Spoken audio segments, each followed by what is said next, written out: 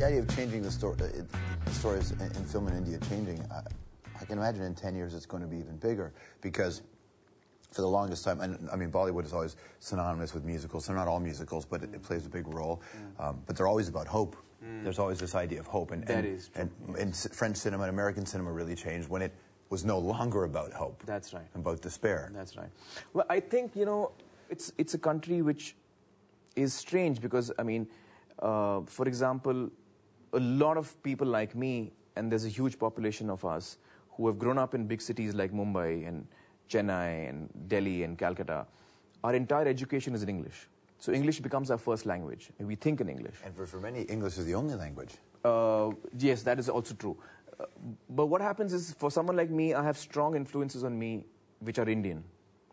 And then I also have strong influences on me which are from all over the world, because all my reading is in English. I haven't read a single book in Hindi. So I've read authors, I mean, when I was a kid, I was reading Enid Blyton.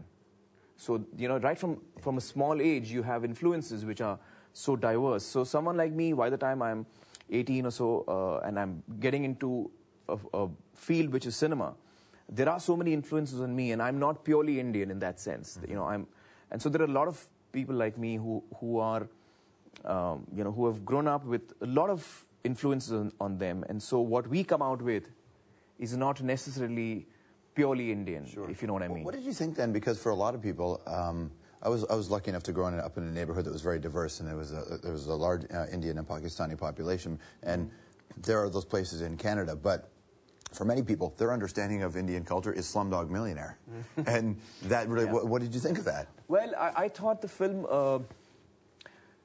I can see why it did well. I can see why it really connected with people, and I'm a big fan of Danny, and I was so happy for him and his entire team that the film did so well.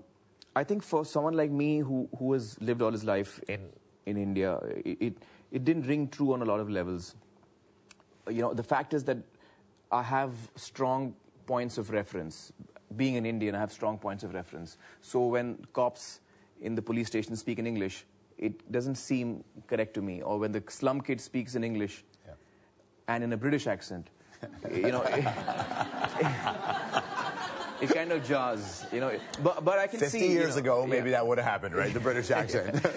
So I think that, you know, unfortunately, you know, for a film like Slumdog, and because it's not really an Indian point of view, I think Danny is someone who's not Indian, and that's his take, and I think he's hugely talented. But it's not really how India is. You know, unfortunately, I have a strong reference point, so I can't help but react that way. But I can see why people who don't have a reference point love the film.